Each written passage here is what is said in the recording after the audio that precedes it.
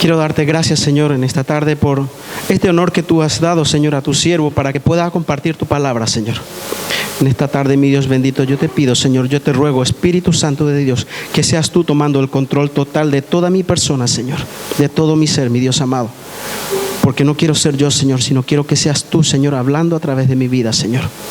Y sobre todo que seas tú el glorificado, Señor, porque tú eres mi Dios y tú eres nuestro Rey, Señor. A ti te amamos y te exaltamos en esta tarde. Vengo completamente, Señor, para que seas tú, bendito Rey, el glorificado eternamente. En tu santo nombre, Jesús. Amén. Bueno, la verdad, voy a tratar de usar la poca voz que me queda, porque después de haber estado cantando aquí con Eduardo, locos por tu presencia, al final no sé cómo me puse a gritar como loco realmente y así estoy ahora en este momento.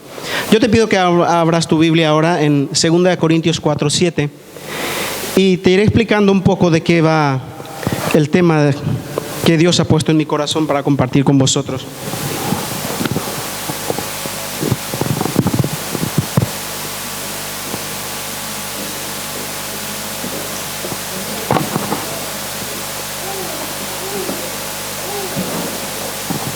Segunda de Corintios 4:7. Bien, me ha gustado mucho lo que ha comentado Jessica hace un momento, de que el Festival de la Esperanza es un año, y declaramos eso, de que es un año de victoria para el Señor. Y nosotros apoyamos eso fuertemente, y yo te pido que lo apoyes intensamente, de la forma que puedas, este festival, porque es para las personas que no conocen aún de Dios y que nosotros queremos que pasen a formar parte del reino de Dios. Y yo declaro que este año es un año de restauración, es un año de renovación y es un año de extensión de la obra de Dios y del conocimiento de Dios. Yo lo declaro como siervo de Dios, como hijo suyo, en el nombre de Jesús. Yo declaro que este es un año de restauración personal, de restauración familiar, de renovación espiritual, porque debemos pedir ser renovados continuamente en el Espíritu, y también de la extensión de su reino. Y lo estamos viendo porque ahora hay ministerios que se han unido al ministerio de Amistad y Vida. Y no lo digo porque se han unido al ministerio Amistad y Vida, porque sería tal vez egoísta de nuestra parte pensar, vale, gracias Señor porque lo has unido a nosotros. No, porque han reconocido que es una doctrina real, verdadera y que se dedica a la adoración suya. Entonces, yo quiero hablarte, el tema va en esta tarde de vasos, y no se trata porque hemos estado celebrando, ni porque hemos estado de fiesta de fin de año y hemos levantado la copa, ni los vasos, ni nada de esto. Yo te quiero hablar de los vasos de Dios en esta tarde. Y yo sé que ya has oído muchas predicaciones de esto, porque lo hemos oído, y yo me acuerdo una de Pablo Barrios que me gustó mucho. Lo que pasa es que faltó un poco de tiempo para acabar de desarrollar aquel tema, pero es un tema muy bueno, muy interesante y que yo creo que tenemos que conocer todos. Y yo quiero hablarte de los vasos de Dios y quiero hablarte de los vasos que Dios quiere, porque el Señor ha estado hablando muy fuerte en mi vida sobre este tema. Está muy trillado, como te digo, el tema. Probablemente tú ya has leído mucho de este asunto, ya sabes más que lo que yo te voy a decir en esta tarde incluso. En 2 Corintios dice: pero tenemos este tesoro en vasos de barro para que la excelencia del poder sea de Dios y no de nosotros. Tú y yo somos vasos, y somos vasos de barro. Realmente yo no me creo un vaso de oro porque estoy aquí arriba hablándoles esto, ni mucho menos, ni me creo un vaso más preciado que tú, porque todos somos vasos de barro. Y me gusta mucho la canción por eso de Marco Barriento, aquel que dice que haga su reino con los vasos de barro que hay aquí. Y yo le pido realmente a Dios en esta tarde que haga su reino con todos los vasos de barro que yo veo en esta tarde, aquí en este sitio. Y la palabra de Dios dice que nosotros somos esos vasos de barro, y dice: tenemos este tesoro en esos vasos de barro para que la excelencia sea del poder de Dios y no de nosotros. ¿A qué tesoro se referirá Dios? ¿O a qué tesoro se referirá aquí Pablo cuando dice este tesoro en vasos de barro que somos nosotros? ¿A qué se referirá cuando dice esto?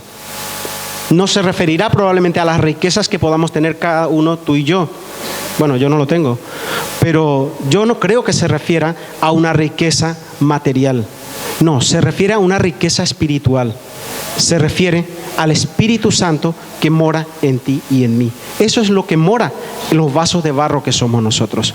Y todos los frutos del Espíritu Santo y todo aquello que Dios quiera derramar en tu vida y en la mía. Eso es lo que mora en los vasos de barro. Y para hablarte de la prédica realmente tengo que explicaros un momentito de los vasos de los vasos de Dios. ¿Cuáles son los vasos de Dios?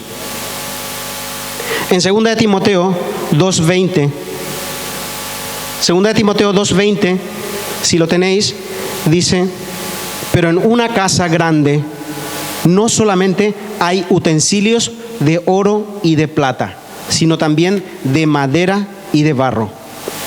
Y ojo con lo que dice aquí, y dice: y unos son para usos honrosos y otros para usos viles. O sea, hay vasos de varios tipos en la casa de Dios, en la casa grande, dice. Y la casa de Dios tiene que ser una casa grande para que quepamos todos. Por tanto, hay vasos para usos honrosos y vasos para usos viles. No creamos que todos los vasos son para uso honroso, que todos los vasos de barro serán para que Dios les llene de su gloria y puedan manifestar su gloria. No, también hay vasos para usos viles. Y en la Biblia hay 7 tipos de vasos.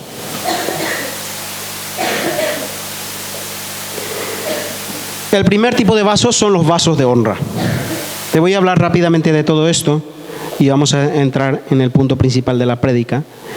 Los vasos de barro, los vasos de honra, ya lo había explicado Pablo Barrios esto en aquella prédica, son aquellos vasos que se ponen en las entradas de las casas y de las cuales se pueden servir todos aquellos que van llegando a la casa. Todo aquel que tenga sed se acerca al vaso de honra que está a la puerta de la casa, se sirve de él. También se ponían en los templos y la gente se acercaba y se servía de él. Esos son los vasos de honra. Y quiero hablarte de quiénes son esos vasos de honra en la iglesia, porque nosotros tenemos que saber qué tipo de vaso somos o qué tipo de vasos queremos llegar a ser según la voluntad de Dios. En Juan 7, 37 al 39 dice, Juan 7, del 37 al 39, dice: en el último y gran día de la fiesta, Jesús se puso en pie y alzó la voz diciendo: si alguno tiene sed, venga a mí y beba. El que cree en mí, como dice la Escritura, de su interior correrán ríos de agua viva. Esto dijo del Espíritu que habían de recibir los que creyesen en él, pues aún no había venido el Espíritu Santo, porque Jesús no había sido aún glorificado. Ustedes se dan cuenta en esta lectura de que en el último día de la fiesta, Jesús se levantó y dijo eso. ¿Por qué? Porque en el último día había por costumbre de que todas las vasijas, todos los vasos de honra que estaban en la entrada del templo, se echaran y se derramaran todas las aguas que habían en ella. ¿Por qué? Porque durante todo ese periodo de fiestas habían sacrificios, había mucha suciedad, la gente dejaba totalmente deshecho aquello, por tanto echaban y derramaban todas las aguas que habían en los vasos de honra para poder limpiar ese sitio. Y él se levanta en el último día y dice: todo aquel que quiera beber del agua, que venga a mí. Pero no es el agua del vaso de honra que él ofrecía en ese momento. La gente no lo entendía, pero lo que ofrecía era el agua de vida. El agua viva era lo que el Señor estaba ofreciendo en algún momento. ¿Y quiénes son aquellos vasos de honra en la casa de Dios? Estos vasos de honra son aquellos hombres y mujeres que tienen una relación fresca y diaria con Dios. ¿Por qué? Porque el agua que se servía en los vasos de honra tenía que ser fresca para poder saciar la sed de aquel que llega allí. Son aquellas personas que tienen una relación diaria, fresca y continua con el Señor. Esos son los vasos de honra en la iglesia de Dios. es aquel que tiene una comunión íntima, continua con el Señor y que puede dar una palabra de vida en un momento dado a cualquier persona que se acerque a Él. Ese es el vaso de honra del que habla el Señor en la Biblia.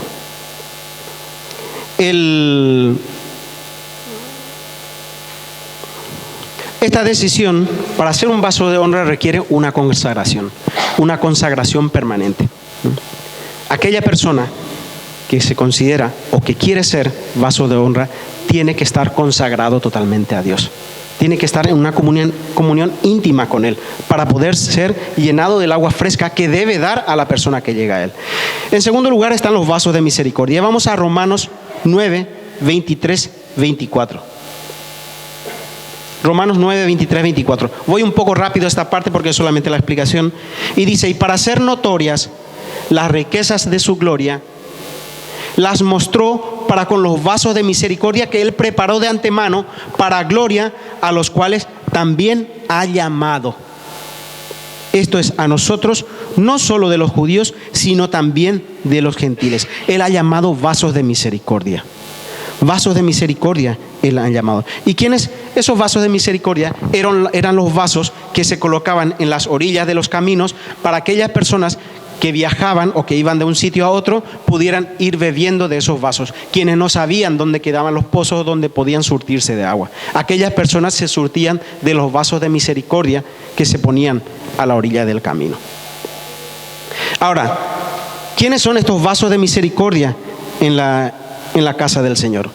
Estos vasos de misericordia son personas que no viven su vida en secreto, que llevan una vida de dedicación continua a la obra de Dios, aún en los sitios donde estén, porque muchas veces estos vasos de misericordia, estas personas son puestas en sitios que es muy difícil estar. Ustedes ven que los vasos de misericordia se ponían a la vera del camino, se ponían en los caminos desérticos muchas veces, donde no había agua para que la gente pudiera beber. Así es el vaso de misericordia, así es el hombre que es considerado vaso de misericordia en la iglesia de Dios.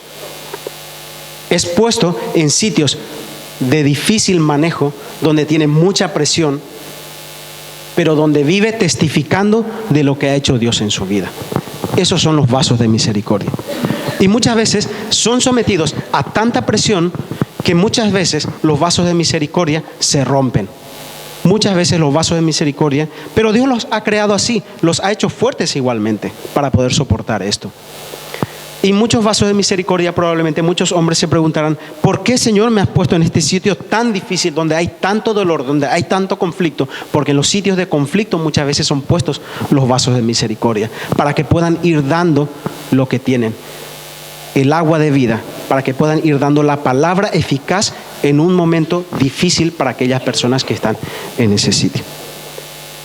En donde hay mucho dolor, en donde hay muchos conflictos y donde la dependencia es total del Señor para esa persona.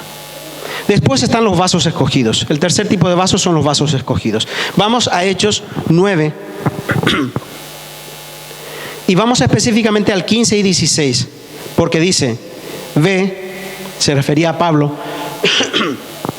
porque instrumento escogido me es este para llevar mi nombre en presencia de los gentiles y de reyes y de los hijos de Israel, porque yo le mostraré cuánto le es necesario padecer por mi nombre.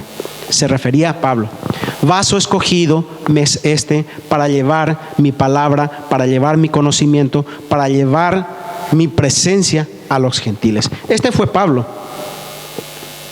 Se refería a Pablo.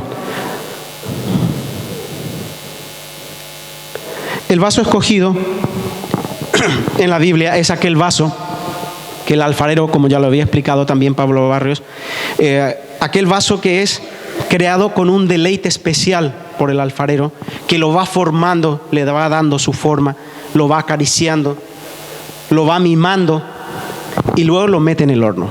El horno empieza a darle fuego por todos lados. Se realiza de una forma especial. Por eso muchas veces tienen colores diferentes en varios sitios. Es un vaso especial. y no sale inmediatamente a la luz después de eso. Lo coge, lo lleva a un sitio oscuro, lo guarda, y cuando hay alguna persona que quiera un vaso escogido, entonces el alfarero lo saca y le da. Ese es el vaso escogido. ¿Por qué es hecho de esta manera? ¿Por qué Dios hace un vaso escogido de esta forma? ¿Por qué ese trato tan especial, tan cariñoso? ¿Por qué ponerlo en un sitio oscuro? ¿Y por qué darle a alguien que lo necesita, a alguien también escogido? Porque es un trato especial que hace Dios con esa persona. Es un vaso escogido, es un vaso mimado. Es un vaso que muchas veces esas personas en la iglesia de Dios son aquellas personas que reciben un llamado, pero que después es como si quedaran relegados durante mucho tiempo. Quedan guardados, por decirlo de otra forma. Hasta que llega su momento y salen, cuando Dios los llama, salen de donde están y empiezan a hablar de Dios. Y empiezan a manifestarse plenamente en su vida la presencia de Dios. Y empieza a levantarse ministerios importantes a través de esa persona. Ese es un vaso escogido. Y pueden pasar años muchas veces para que un vaso escogido salga a la luz. Con Pablo ha pasado 17 años Pablo, para que él salga a predicar a los gentiles. Ha pasado 3 años en el desierto y después ha pasado otros 14 años más en otro sitio. Ha pasado 17 años en la vida de Pablo, pero no fue en vano, no fue que estuvo quieto en un sitio guardado. No, en esos 17 años Dios lo ha ido puliendo, lo ha ido formando, lo ha ido preparando para después sacarlo y ser aprovechado de la mejor forma posible para la gloria del Señor. Ese es un vaso escogido.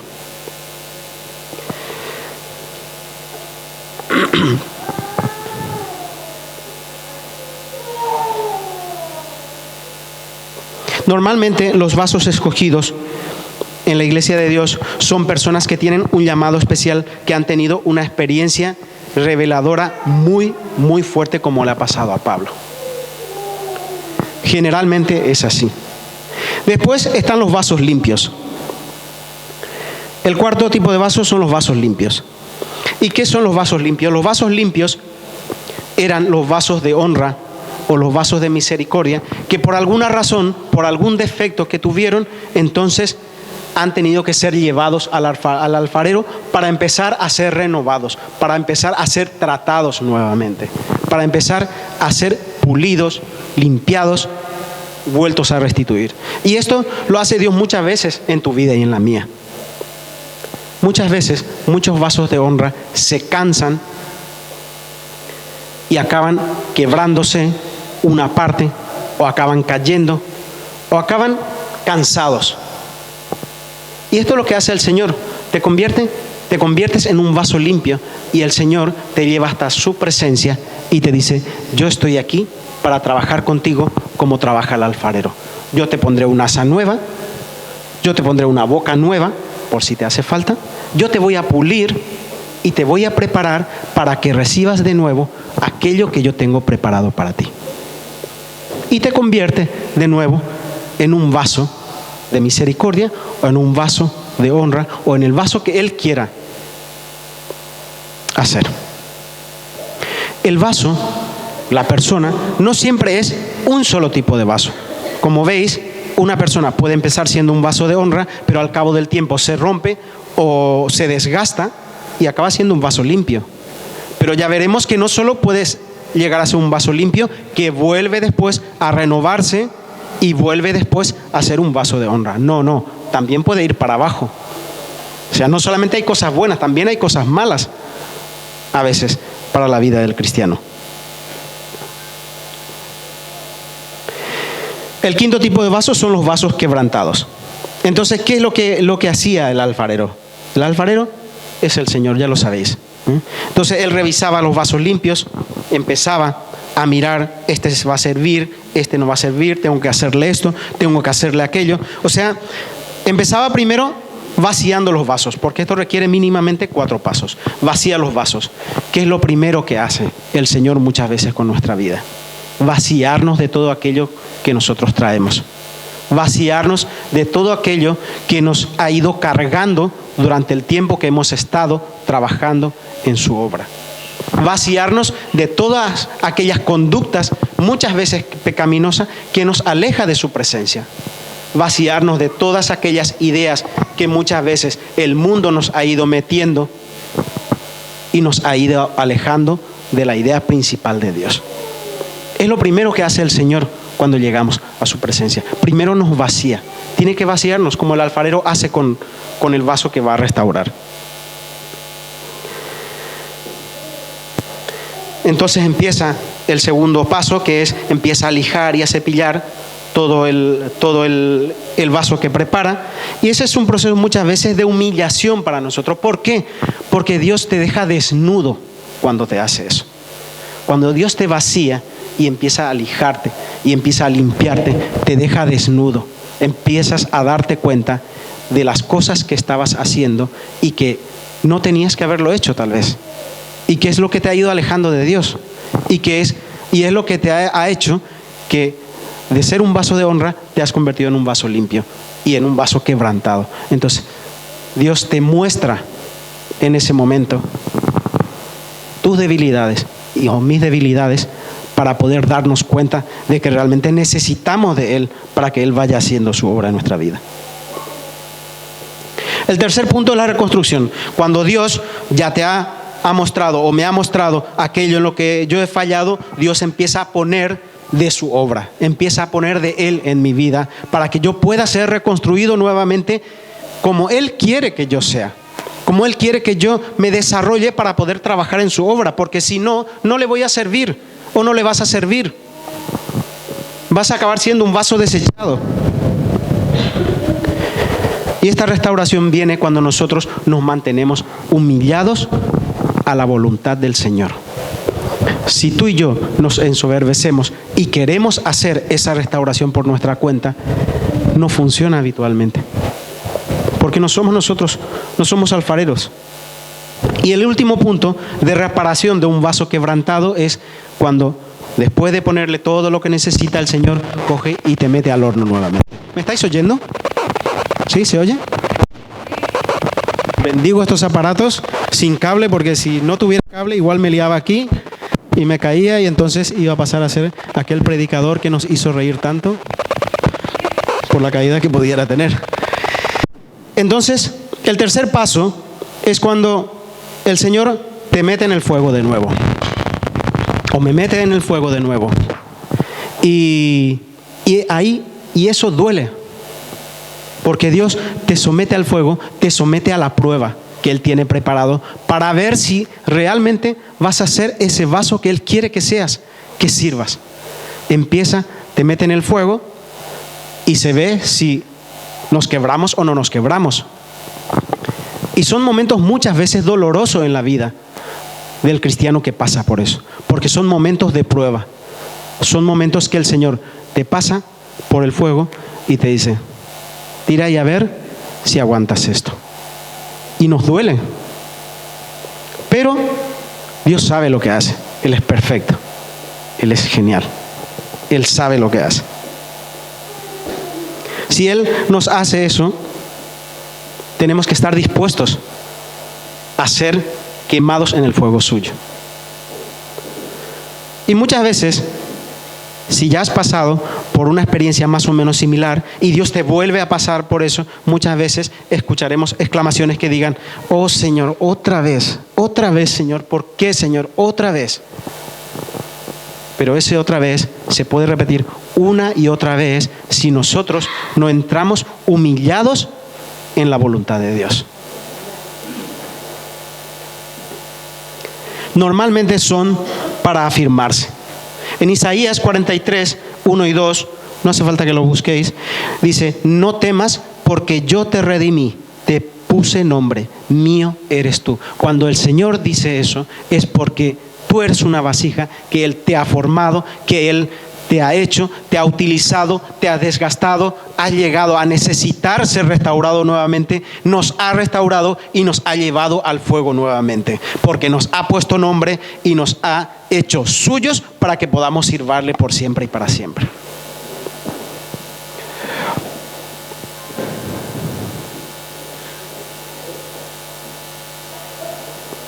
El sexto tipo de vaso y el séptimo tipo de vasos son vasos que muchas veces la gente no habla en las prédicas porque a nadie le gusta escuchar y muchas veces la gente no quiere nombrar los tipos de vaso, todos los tipos de vaso, porque considera que a lo mejor en su congregación no hay. Yo considero que en esta congregación no hay de estos vasos. Los vasos de deshonra o vasos de usos viles. En 2 de Timoteo 2:20 ya lo hemos leído, que en una casa grande hay de todo tipo de vasos, o de utensilios, o de vasijas, como queráis llamarlo. Y hay para usos honrosos y hay para usos viles. Y los vasos de deshonra o vasos viles son aquellos vasos que sirven para arrojar la basura. La gente era limpia, no crean que la gente cocinaba y tiraba todo en el suelo y ya está, no. Tenían sus vasijas y guardaban las cosas allí y las tiraban, las amontonaban y luego las tiraban, como lo hacemos ahora. Y estos son los vasos de deshonra. Son vasos para usos viles. Allí se va acumulando toda la basura. Y tú y yo, si no cuidamos nuestra vida espiritual, podemos llegar a ser ese tipo de vasos. Son vasos que hay que vaciarlos diariamente. Son vasos que hay que limpiar diariamente. Y es muy importante que nosotros nos demos cuenta cada día. Por eso es muy importante que nosotros revisemos nuestra vida cada día. El cristiano cada día, antes de dormir, tiene que revisar su vida. Yo tengo que mirar mi vida. ¿Qué he hecho durante el día yo? ¿He hecho cosas buenas? ¿He hecho cosas malas? Tengo que cambiar ciertas cosas. Tengo que pedir perdón por esas cosas que he hecho malas, porque tengo que pedirle a Dios perdón por esas cosas. Como dice en Proverbios 4:23, dice, sobre toda cosa guardada, guarda tu corazón, porque de él mana la vida. Y muchas veces no lo hacemos porque empezamos a criticar, empezamos a hablar, o como mínimo tenemos malos pensamientos. Por eso es importante que todos y cada uno de nosotros revisemos nuestra vida diariamente. ¿Qué he hecho yo hoy? ¿Qué he hecho de bueno y que le ha agradado a Dios? ¿O qué he hecho de malo que no le haya agradado? Porque también hay que mirar eso. Por último están los vasos de ira. En Romanos 9:20 al 22 dice, más antes, oh hombre, ¿quién eres tú para que alterques con Dios? Dirá el vaso de barro al que lo formó, ¿por qué me has hecho así? ¿O no tiene potestad el alfarero sobre el barro para hacer de la misma masa un vaso para honra y otro para deshonra? ¿Y qué si Dios, queriendo mostrar su ira y hacer notorio su poder, soportó con mucha paciencia los vasos de ira preparados para destrucción? Lamentablemente, este tipo de vasos son vasos que Dios los ha creado directamente para este fin. Directamente para este fin. Son vasos que fueron creados para la gloria de Dios, evidentemente, pero fueron creados con el fin de ser destruidos. Tal es el caso de Faraón, tal es el caso de Nabucodonosor. Dios usó sus vidas, pero luego los desechó. Estos son los vasos de ira en la casa de Dios. Y hay ejemplos en la Biblia de esto. Son vasos que acaban siendo desechados habitualmente. En Jerusalén, y lo nombra en Jeremías 19:6, si queréis apuntar la cita porque yo creo que no lo hemos puesto aquí, Jehová lo llamó Valle de la Matanza. Es en el valle del hijo de Hinón o valle de Tofet. En este valle, los vasos que eran desechados, la gente, cuando ya no podían ser restaurados, la gente los llevaba y los lanzaba allí, desde arriba.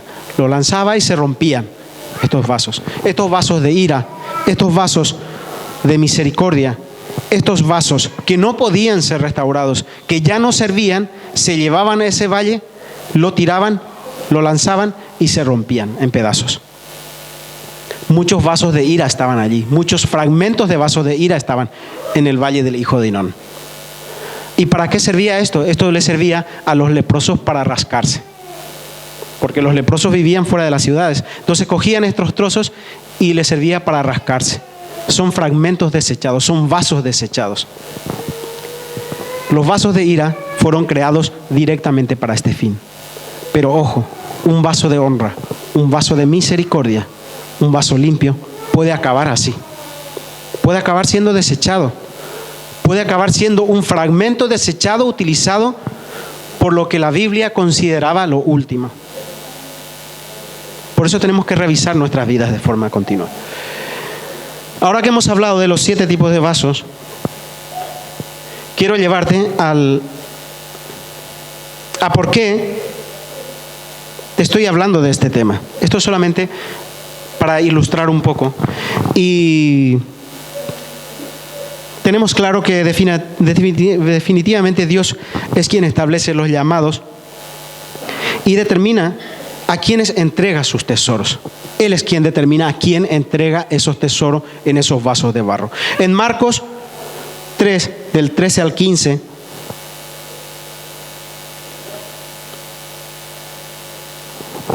Marcos 3, del 13 al 15, dice: después subió al monte y llamó así a los que él quiso, y vinieron a él, y estableció a 12 para que estuviesen con él, y para enviarlos a predicar, y que tuviesen autoridad para sanar enfermedades y para echar fuera demonios. Llamó así.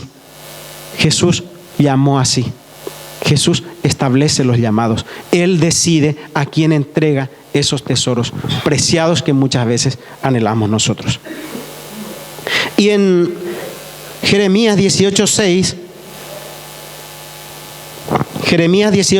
dice: ¿no podré yo hacer de vosotros como este alfarero, oh casa de Israel? Dice Jehová. He aquí que como el barro en la mano del alfarero, así sois vosotros en mi mano, oh casa de Israel.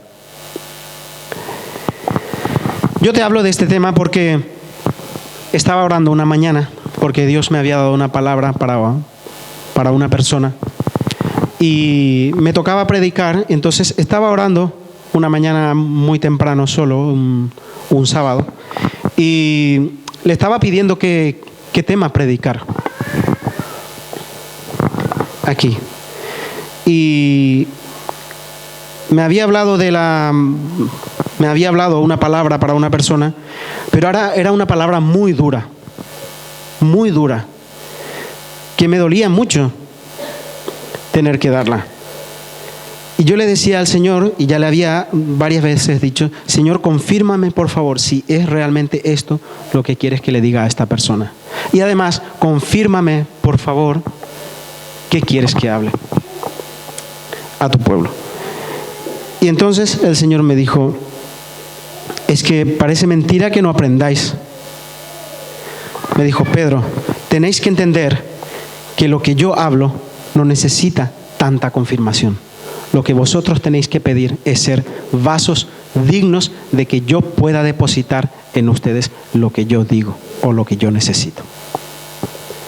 Lo que tenéis que pedir, y lo más importante, no es aclárame este sueño, o aclárame esta idea, o aclárame esto. Lo que tenéis que pedir, lo primero que tenéis que pedir, y lo más importante, es que seáis esos vasos dignos de confianza para que yo pueda llenarles de lo que tengo para vosotros. Y yo creo que es muy claro. Yo creo que es muy claro esto. O sea, nosotros no podemos pedirle al Señor que nos confirme tantas cosas. Lo que tenemos que pedir realmente es ser esos vasos restaurados, limpios, preparados para recibir ese tesoro que quiere poner en esos vasos de barro, que somos tú y yo. Tenemos que estar preparados, tenemos que pedirle eso, que nos prepare Él para poder recibir ese tesoro suyo. Ser esos vasos de confianza que quiere Él. Y reflexionando en esto, encontré 3 cosas necesarias para ser esos vasos dignos de Dios. Porque yo quiero ser un vaso digno de Dios. Y estoy seguro que tú también quieres ser un vaso digno de confianza. Quieres ser un vaso lleno de Dios. Pero no podemos pedirle ser esos vasos llenos de Dios si nosotros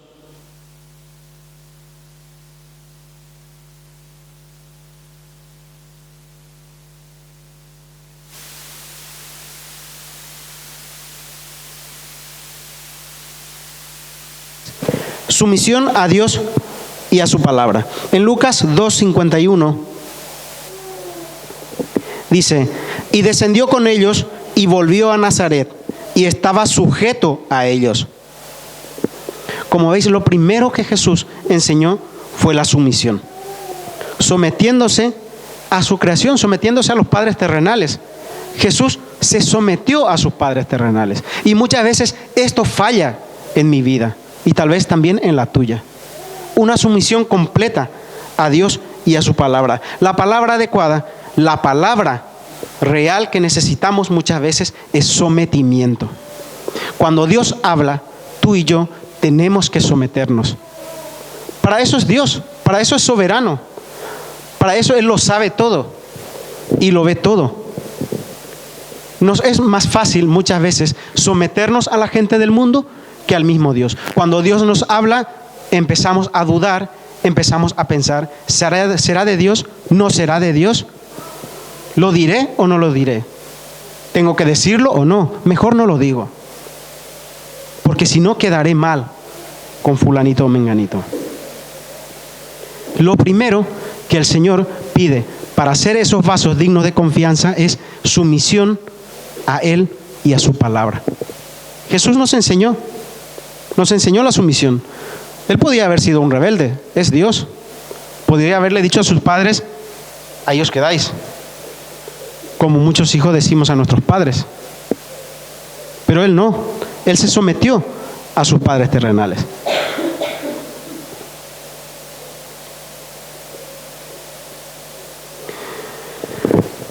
El punto fundamental es sometimiento. Sometimiento a Dios. No te estoy diciendo sométete con todo a tu jefe. También tienes que someterte a tu jefe. Pero a quien nosotros debemos fidelidad y sometimiento completo es a Dios. Muchas veces nos cuesta someternos a la sabiduría de nuestros padres, aunque deberíamos hacerlo siempre. Y eso me hace acordar de una de mis hijas que me decía, papá, déjame cometer mis errores. Yo quiero aprender de mis errores. Yo le decía, hija, pero es que no es necesario que aprendas de tus errores. ¿Qué necesidad tienes de aprender de tus errores? Y me decía, no, yo es que tengo que cometer mis propios errores para que yo pueda aprender. Y muchas veces somos así con Dios. Queremos aprender de nuestros errores. No escuchamos a Dios, no nos sometemos a Él. Y tenemos que aprender de nuestros errores. Vamos y embestimos contra algo, nos damos, nos duele, y al final tenemos que acabar aceptando lo que Dios nos había dicho. Y así también pasa con los hijos, hoy día con los padres. Déjame cometer mis errores. Pero es una tontería. ¿Por qué cometer un error cuando ya sabes que es un error? No tiene ningún sentido. Aprendamos del error de los demás. Hay un proverbio indio muy antiguo que dice, las personas inteligentes aprenden de los errores de los demás. Las personas normales aprenden con sus propios errores, pero las personas necias no aprenden ni con sus propios errores. Y esto nos pasa, que queremos aprender de nuestros errores. Y yo creo que aquí no hay ningún necio que no haya aprendido de su error. Pero tenemos que someternos a Dios. El segundo punto es sumisión a la voluntad de Dios y confianza en ella, en la voluntad de Dios. En Mateo 6:10, cuando Jesús enseñaba a orar a sus discípulos, le dijo, vosotros oráis así. Y cuando acababa le dijo, hágase tu voluntad así en el cielo, aquí también en la tierra. Así les enseñaba a los discípulos. Hágase tu voluntad en el cielo y en la tierra. Y muchas veces nosotros no nos sometemos a la voluntad de Dios. Nos sometemos a nuestra voluntad y aparcamos la voluntad de Dios hasta que empieza a irnos mal, y entonces recurrimos a la voluntad de Dios, que es buena y es perfecta. El segundo punto, para hacer un vaso que Dios quiera usar, un vaso digno de confianza, es sumisión a su voluntad y sobre todo tener confianza en ella. Yo me acuerdo, hace varios años, cuando empezaba a ir a la iglesia, ya llevaba muchos años trabajando en la parte privada y dije, voy a abrir una consulta en Barcelona, seguramente que me va a ir bien. Y en eso una amiga dermatóloga me dijo, yo tengo una consulta que voy a dejar ahora porque la verdad que una persona soltera que no tenía mayormente ambición económica ni estaba bien. Y decía, me voy a dedicar menos, me voy a dedicar solo al hospital y no voy a hacer medicina privada. Y tengo una consulta que está muy bien, está enfrente a la Sagrada Familia, es un despacho que es un piso completo de 65 metros cuadrados y está muy bien. Y me dijo, y te la voy a dejar muy barato. Y fui a ver con ella el despacho y la verdad que estaba muy bien, era muy bonito. Abrías las ventanas y estaba la Sagrada Familia allí. Era muy guapo. Y le dije, vale. Y empecé yo a enviar todos los papeles a las mutuas y haciendo cosas para poder montar mi consulta. Y un día me dice mi esposa, ¿tú crees que esta es la voluntad de Dios? Y me dejó muy parado. Me dijo, ¿tú has hablado con el Señor y le has preguntado si esa es su voluntad? Y le dije, tengo que confesarte que no. No lo he hecho. Me pareció bueno, me pareció muy bueno porque el sitio es bueno, no es caro para lo que hay y por eso acepté. Y me dijo, lo hubieras consultado primero con Dios. Y evidentemente no fue bien, porque a los 6 meses cerré el despacho porque no he visto ni un solo paciente. Ni uno solo. Obré por mi cuenta, no acudí a la voluntad de Dios y perdí tiempo y perdí 6.000 euros. Todo por no consultarle al Señor su voluntad. Y así muchas veces nos pasa. A mí me ha pasado varias veces. Y os puedo contar más cosas, pero me da un poco de vergüenza. El tercer punto que yo encontré que es importante que nosotros tengamos en cuenta para hacer esos vasos dignos de confianza es entrega completa a Él y su obra, en ofrenda grata buscando su presencia. Entrega completa. Y yo con esto no te estoy diciendo, deja todo lo que estás haciendo y vete a trabajar en la obra de Dios. No, no me malinterpretéis. Dedicación completa a la obra de Dios, tú lo puedes hacer muchas veces trabajando. Es difícil, porque necesita tiempo. Dios nos pide tiempo nuestro. Pero en su palabra también dice, mientras vayáis por el mundo, nosotros tenemos que ir haciendo su obra. Y muchas veces no lo hacemos, aun cuando tengamos tiempo. ¿Cuántas veces nos hemos escaqueado del evangelismo? ¿Cuántas veces nos hemos escaqueado de las reuniones de oraciones? Yo el primero. ¿Cuántas veces habremos dicho, no, hoy no voy a ir, estoy cansado, es mi tiempo de descanso, es mi tiempo de reposo y me voy a quedar?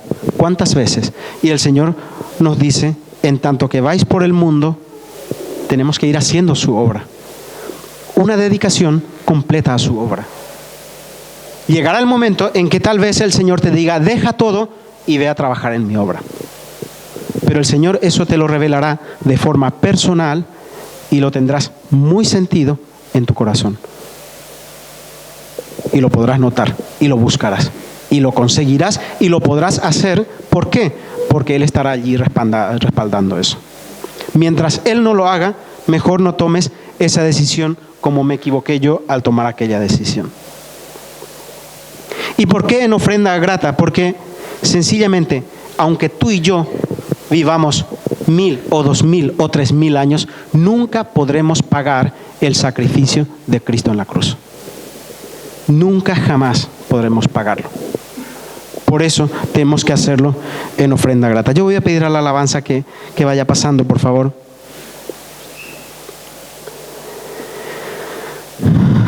La verdad que cuando uno lee la Biblia y lee algunos puntos, encuentra que hay muchos vasos desechados. Hay muchos vasos desechados en la Biblia, lamentablemente. Y duele ver vasos que Dios ha utilizado que acaben siendo desechados, acaben en el valle del hijo de Hinnom, acaben siendo destrozados para que unos leprosos cojan ese trozo y se rasquen con ella. Yo no creo que eso sea lo que tú quieras, no lo creo. Si tú estás aquí en esta tarde, si estamos aquí en esta tarde alabando y glorificando al Señor, yo no creo que tú quieras ese final para tu vida ni para tu familia. Yo creo que tú quieres un final diferente. Yo creo que tú quieres ver el buen final de cada novela.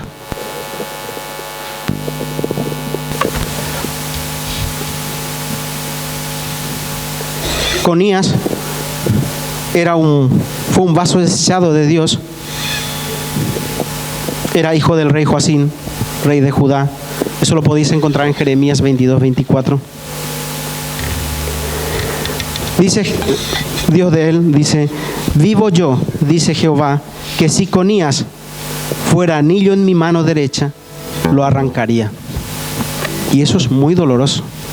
Que Dios diga de alguien eso: si fulanito fuera anillo, yo lo arrancaría de mi mano derecha. Eres desechado de los desechados cuando Dios dice eso de ti. Yo no creo que tú y yo